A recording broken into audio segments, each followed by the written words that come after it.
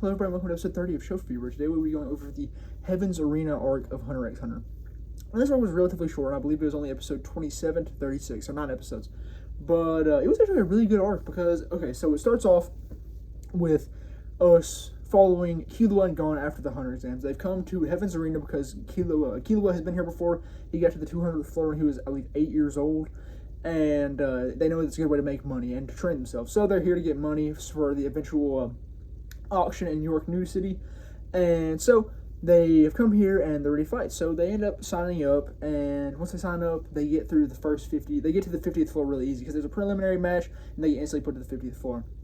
Now, they get up there, they meet this kid, his name is Zushi. Now, Zushi is a young man who, I believe he's probably younger than Killua and Gon because he's quite a bit shorter, or he might be a short little kid. But, yeah, so we get there, and we're introduced to him, and I believe Killua is the one who fights him. So, eventually Killua fights him and is allowed to progress, I believe, quite a ways up, and he's just, that's his win match for floor 50, and then Gon fights someone and ends up getting past as well.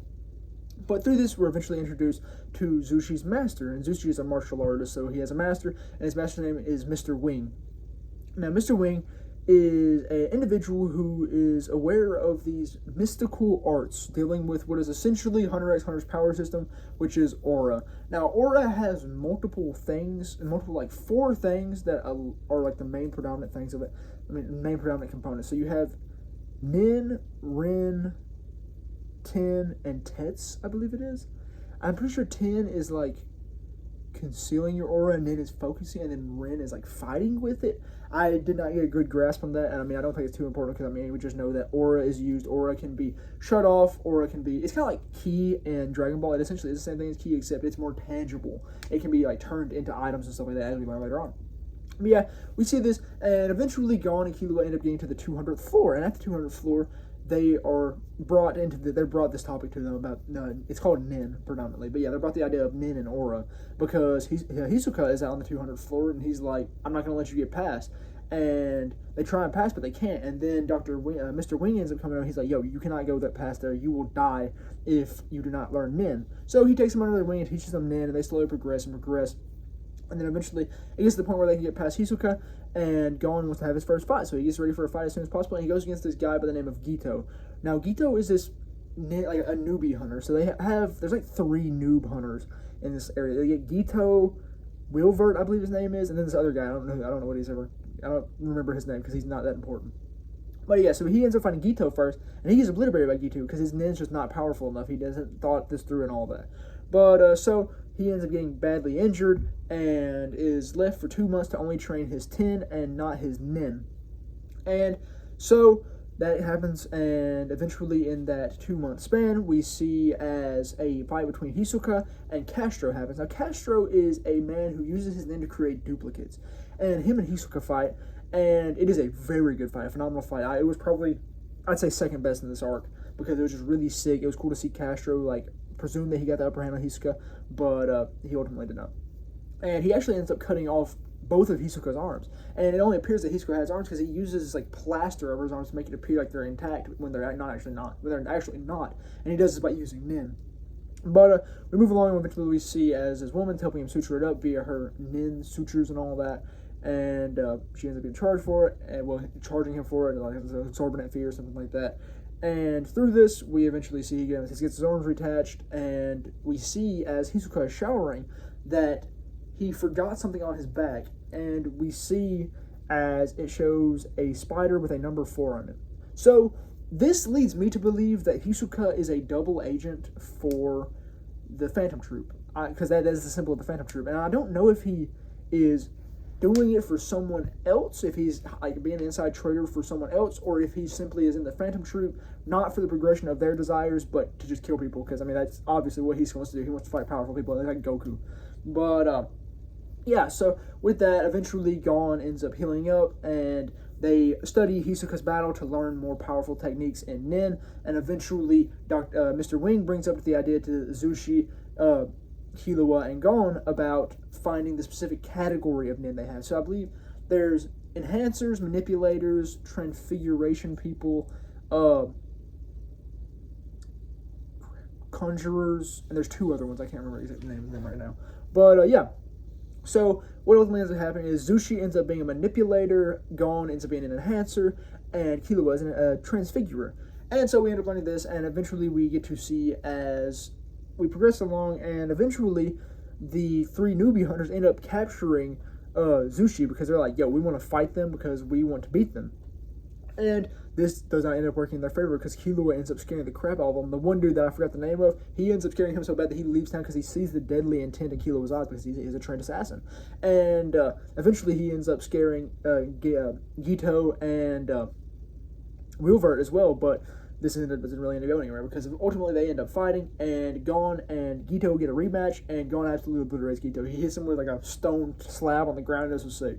But we then see Wilvert versus Killua, and Wilvert absolutely loses because Wilvert has these like electrified whips, and he pulls them on Killua. Killua is resistant to electricity because he's been trained in like everything to be a good assassin and not to be able to undergo interrogation. So he's not affected by this at all. He ends up turning that on Wilvert, and Wilvert ends up losing the match. And then Wilvert goes up against Gon.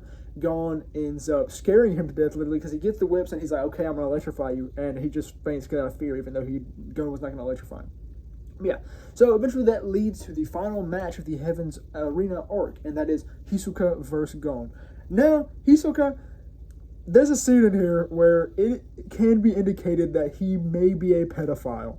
Now, before this, Hisoka was my favorite character in the whole show because he had so much aura, he was so cool, his fights were awesome, and now this happens. So, it can honestly be presumed that he is just really enthralled and excited by powerful fights, because there's this one scene where he just straight moaning for like a minute long during the fight, but it's because he's experiencing a powerful and enjoyable fight.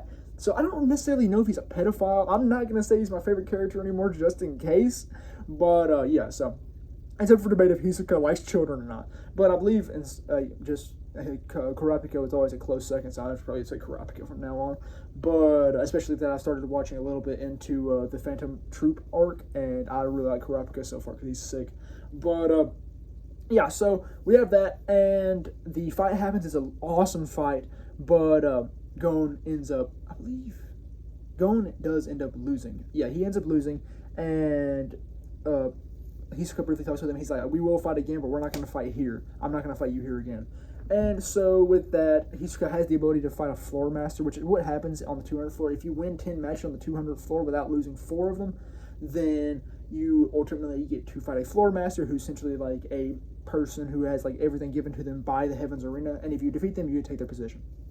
But yeah, Hisoka has the availability to do that now, but he doesn't, I don't believe. But so with that, we see as Gon and Killua are now moving on from Heaven's Arena, and they ultimately end up going back to Whale Island, which is where Gon grew up.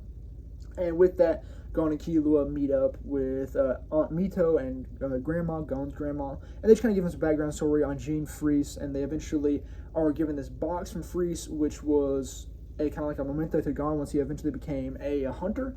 And with this, we see as Gon and Killua open this box, eventually using Nen, and they are given the message of just kind of a breakdown of Jean's life to Gon, but then they see this cartridge, and this cartridge is a cartridge for an old game, and this kind of sets up for what eventually happens later on. Well, it hasn't happened yet, but what will probably happen in the Phantom Troop arc, which is Gon and Killua going to the York New City auction to try and find this specific game, because it's not a game, it's a memory card, like a PS2 memory card, and I got a PS2 over here, that's why I looked at it, but yeah.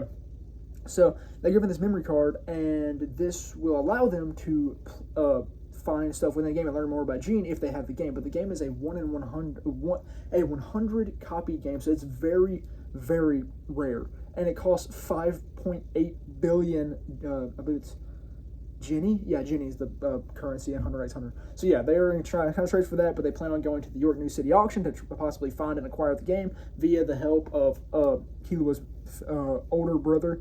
I don't think it's an older. I believe it's an older brother. But yeah, so they just kind of get some leads from him. So they're going to look for that. And yeah, that's all there really is for the Heaven's Arena arc of Hunter x Hunter. So thank you very much for watching episode 30 of Shelf Review. And thank you.